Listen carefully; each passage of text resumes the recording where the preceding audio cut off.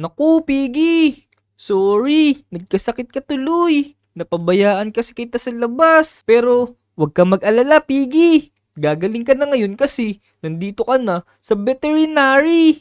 Mga ilang araw lang siguro makakalabas ka na rin dito. Kaya huwag ka nang kakain ng kung ano-ano ha, para hindi sumasakit yung tiyan mo. Pero wait lang, Piggy. Dito ka na muna. Magpahinga ka na muna dun sa may kama. Kasi hahanapin ko si Doktora. Nandito na kaya si Doktora? Kanina pa umalis yun ah. Tingnan natin baka nandito na si Doktora. Uy! Dok! Nandito ka na po pala. Oo, kakarating ko nga lang kasi sobrang traffic ngayon eh. Dok! Doktora! Kamusta naman po ba si Piggy? Gagaling pa po ba siya? Nako, Vic, huwag ka mag-alala. Si Piggy, gagaling yun dahil ang problema lang niya ay bulate. Napakadaming bulate ng pig mo. Kaya nga, Doktora! Sobrang takaw kasi kumain ni Piggy. Kahit ano kinakain niya, hindi siya maselan kumain. Pwede ko na po ba siyang ilabas mamaya kasi gusto ko na kasi siyang makasama ulit dun sa may bahay namin. Nako, hindi pa pwede, Vic. Huwag ka mag-alala. Siguro mga 3 araw na lang siya dito. Uuwi na siya sa inyo. Ayun! Ayos! Pwede na pala nating uuwi si Piggy. Magpapahinga lang siya dito. Pero nalulungkot ako. Tora, pagalingin niyo po yung Piggy ko ha. Babalikan ko po siya after 3 days. Oo naman, huwag ka mag-alala dito. Huwag ka mag-alala dito. Safe siya dito. O sige, Doktora, uuwi na muna po ako ha. Yun mga Lodi. Buti na lang, walang masama nangyari kay Piggy. Ganun lang yung nangyari sa kanya. Teka, tara, paglibot muna tayo dito para malibang tayo habang wala si Piggy sa bahay natin. Tara, let's go. Saan kaya ako pwede pumunta? Lalalala. Uy, nakabukas tong roller coaster ngayon na. Ayos, mukhang may libreng sakay dito. Uy, may minecart dito. 2 pa. Ayos, pwede pala akong sumakay dito ngayon. Po, umandar siya. Oh no. Teka. Tabi natin to isa dito. Diyan ka na muna. Wait lang. Yan, sakay tayo dito. Yan, sakay tayo dito. Woohoo! Pakasarap talaga dito sa roller coaster. Woohoo! Ang bilis-bilis naman itong roller coaster na to. Woo! Ang taas na! Boom! Tara. Nahihilo na yata ako. Sobrang bilis ng roller coaster na yun, mga Lodi. Kayo, mahilig din ba kayo sumakay sa mga rides? Katulad ng roller coaster? Kung mahilig ka rin katulad ko na sumakay sa roller coaster, tsaka sa ibang rides, like mo na tong video para magkaparehas tayo. Maraming salamat. Alis na tayo dito. Nahihilo na ako dun eh. La. Tara. Uwi na tayo. Ya. Vic! Teka, parang boses ni Kat yun ah. Si Kat to ah. Kat, bakit? Uy, buti naman. Akala ko di mo ako maririnig kasi paalis ka na eh. Tingnan mo to. Tingnan mo. Di mo ba napapansin tong kulay pula dito sa kalsada? Kulay pula? Tinadyakan ko lang nga yan kanina eh. Ano ba yan? Di ko nga din alam eh, pero tignan mo. Ito. Tignan mo. Teka, ano ba yan? Tignan mo, bilisan mo. Kulay pula dito sa may pataas ng pader. Ano kaya to? Oo nga no. Ano kaya yan, Kat? Ikaw lang yata naglagay dyan eh. Kakulay mo. Ako, hindi ah. Kanina pa nga ako nagtataka eh. Kanina ko pa kaya tinitignan yan. Ang haba ng guhit na to. Hanggang doon sa may tulay. Oo nga no. Ano kaya tong kakaibang guhit na to? Tsaka, bakit nagkaroon ng guhit dito sa Melody Island? Baka kaya delikadong tapakan to. Pero, may naisip ako, Kat. Ano naman yun? Sundan kaya natin tong linya na to para malaman natin kung para saan yung guhit na to. Tama. Sundan natin para malaman natin kasi baka may ginto sa dulo nito. Oo nga no, sige tara. Tatapak muna kasi hindi pa naman natin alam kung ano yung luguhit na yan. Tinapakan ko na nga yan kanina eh. Ay, ako nga rin pala, tinadyakan ko nga pala. Sige, pwede siguro tatadyakan. Tara, ang haba, grabe. Sobrang haba nga nito, naku. Baka may kayamanan sa dulo nito. Kaya nga, saan kaya papunta to? Sundan lang natin. Tara, haba talaga. Tara, takbo na tayo, takbo!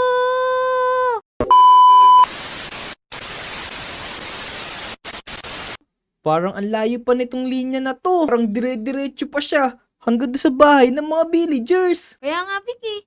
Naku, napapagod na ako. Kanina pa tayo naglalakad. Nako, hindi na tayo pwede sumuko. Malayo na yung napuntahan natin eh. Diretsuhin na natin to. Ano pa nga ba? Nandito na tayo eh. Tara, Dito, tara. Sunod ka sa akin, dito ka dumaan, huwag ka dyan. Punta tayo dito sa mga bahay ng mga villagers na to. Itanong natin para saan yung linya na to. Di kaya may red carpet dito mamaya. Baka may padadating na artista. Oo nga no. Pero sobrang haba naman yan. Baka hindi yan red carpet. Ah, ganun ba? Tara na, katukin na natin yung mga bahay-bahay dyan. Sige, tara dito.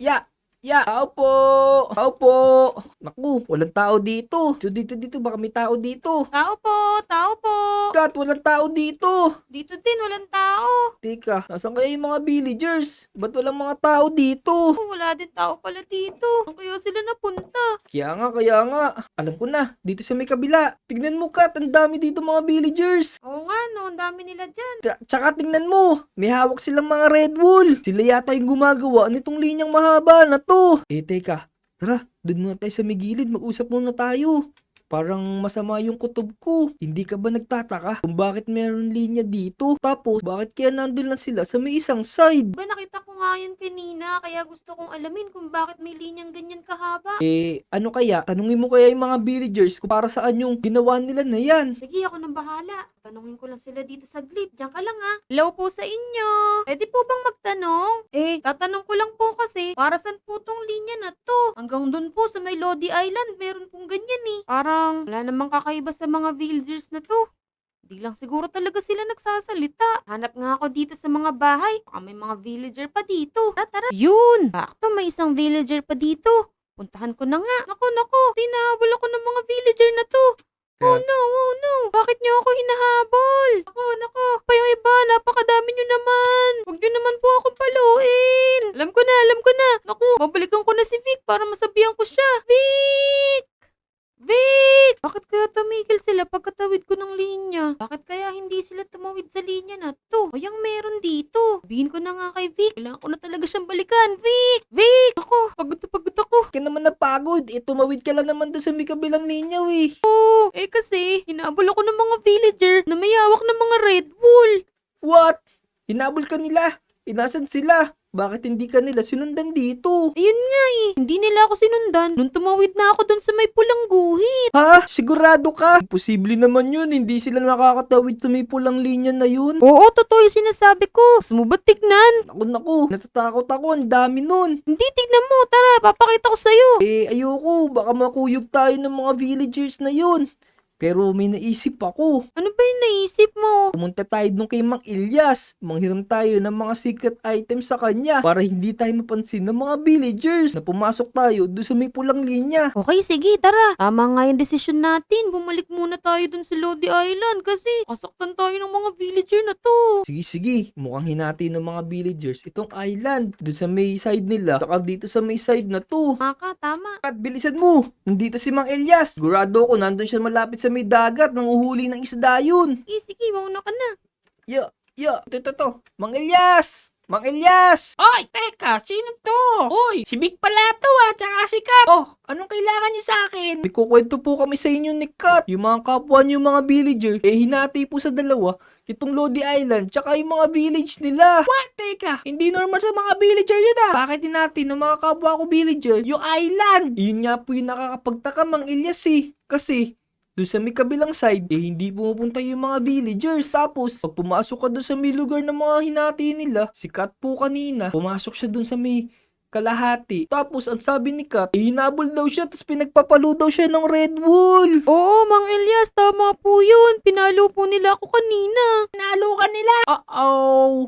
Ano bang kailangan niyo sa akin? Hihiram po sana kami ng magic item sa inyo. Baka meron po kayo dyan para maimbestigahan namin nang hindi kami nakikita. Alam ko na. Meron nga pala akong dala dito na invisibility cloak para hindi kayo mapansin ng mga villager. Pero Mang Ilyas, sigurado po ba kayo na hindi kami makikita ng mga villagers na yun? Oo, kaso, Meron time limit. Itong invisibility cloak na to, pwede lang siyang gamitin sa araw. Makikita kayo kasi masisinagan ng araw yung mga katawan nyo. ito, sige, tigisa kayo ni Kat Isoli nyo sa akin yan bukas lang umaga. Maraming salamat dito, Mang Ilyas. Aalis na muna kami. Kat, tara. Balik na tayo doon sa may village. Tingnan natin kung ano yung ginagawa ng mga villagers. O sige, balikan na natin sila. Malapit na din namang maggabi. Tara. Ang tagal naman maggabi. Kanina pa tayo nandito. Oo nga Pero, kung mag-alala, Konting oras na lang to, Vic. Sige, hintayin natin. Saglit na lang yan, magdidilim na yan. Ha, yun! Sakto, tingnan mo, Kat, gabi na. Uy, oo nga no. Gamitin na natin yung invisibility cloak. Oo, ito. Susutin ko na yung sa akin. Yun, ayos. Suot ka na rin sa akin. Nandito ako sa may tower, bilisan mo. Parang wala namang kakaiba, parang normal naman yung galo ng mga villager. Parang wala naman silang ginagawang kakaiba. Kat, tara dito, bilis. Lalapit ako sa mga villager. Tingnan natin kung totoo na ina-attack nila tayo. Dahan-dahan ka lang, Vic. Baka marinig ka nila. Wait lang, parang wala namang kakaiba. Kaya lang, ayaw matulog ng mga villagers na to.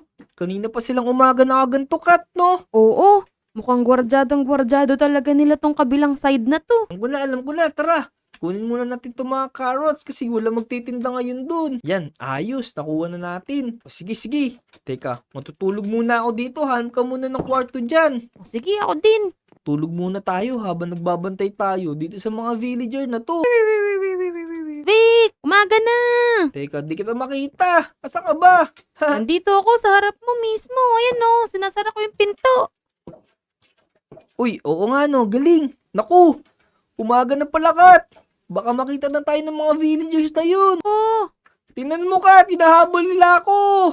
oo nga no, ba't ikaw lang hinahabol nila? Saka, nawala na epekto ng invisibility cloak. Hinahabol talaga nila ako. Naku, nawala na nga yung epekto sa'yo.